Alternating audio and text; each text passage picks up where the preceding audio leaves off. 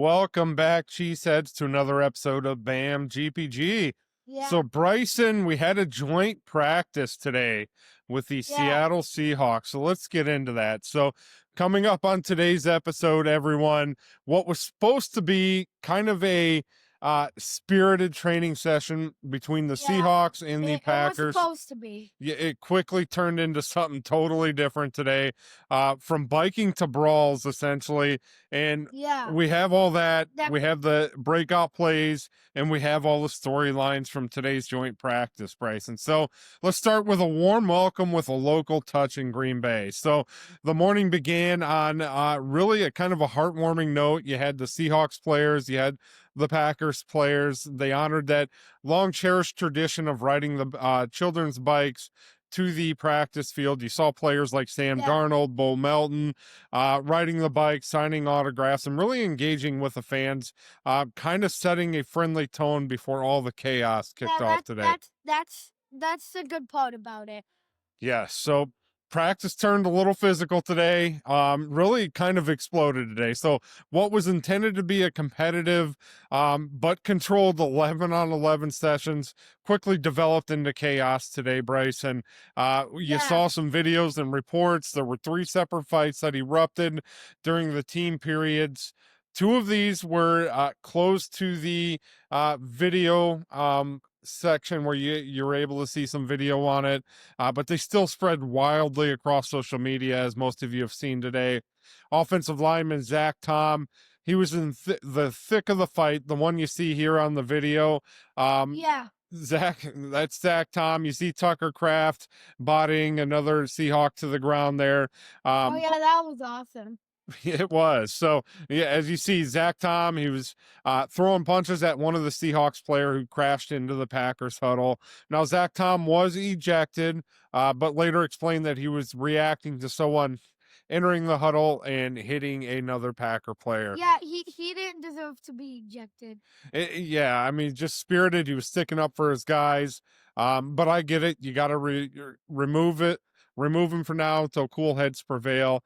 But another major tussle involved the first team offenses and the first team defenses. They were clashing hard today, showing, just how quickly the tensions were being built. Now, it's crazy.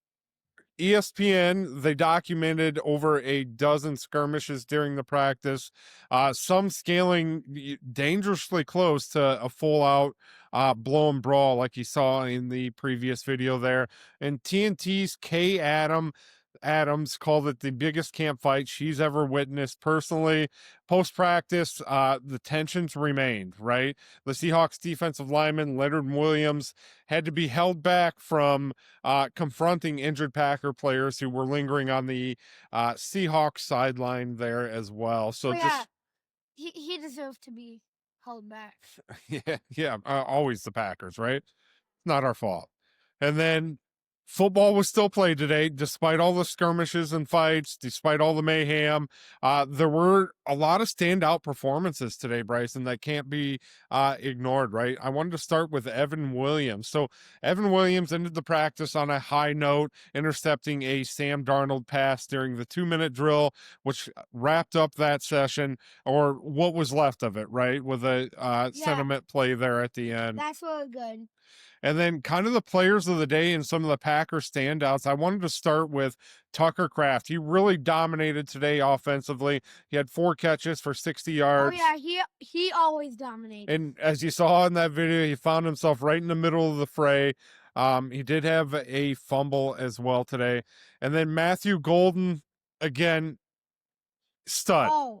Stud. Another standout performance from him. He had a strong impact on the one-on-ones today, as you see here in the video on this long touchdown reception here. Creating separation, making big plays, really showcased his rookie potential today. You saw it on full effect today. And then he was really good. Kamal Hadden, cornerback. He's been on the practice squad for the Packers this past year. He delivered multiple pass breakups during the joint session today. He was seen getting a little animated as well, shouting at the Seahawks sideline after several successful defensive plays. So just getting pumped up, excited.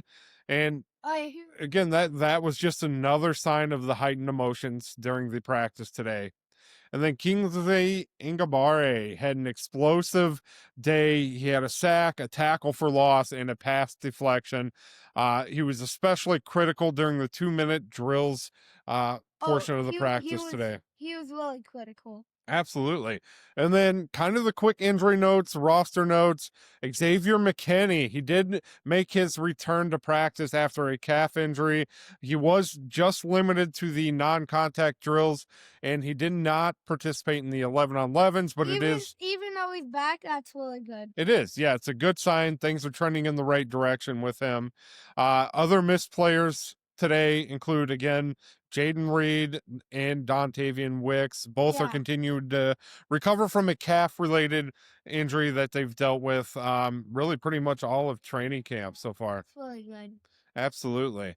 So just kind of bring it all together here, Bryson. The joint practices today, it was a roller coaster. Went from charm of riding the bikes and community to utter chaos, and just you saw some raw competition. Showed a lot of raw emotion today. Rookies were making moves, veterans were standing tall. Whether you saw it just as the heat of the battle or just a fiery competitive instinct from the players out on the field today, it was a vivid reminder of what really these training camp joint practices of what these joint practices are about. You see it constantly during these joint practices, and it just happens, right? You don't want to cut out these joint practices altogether. I think they're critical because it kind of gets monotonous a little bit when you're just scrimmaging against your own defense constantly, right? So it's good to see a different look. You're not seeing your same defense out there who are kind of they get used to your plays, right? So you don't know what's working, what's not working. So it's I think it's critical. I like it. I like having these joint practices. Are there going to be fights? Yes, that's part of it. But I think it's great for the development of the players going into the season, getting a different look at a different defense. So Bryson, let's get this one going here. We will be back with another episode here tomorrow. We'll keep you updated as things kind of progress again in training camp and as we start to dwindle down towards week 1 of the NFL season, Bryson. And as always, it's go Pack Go.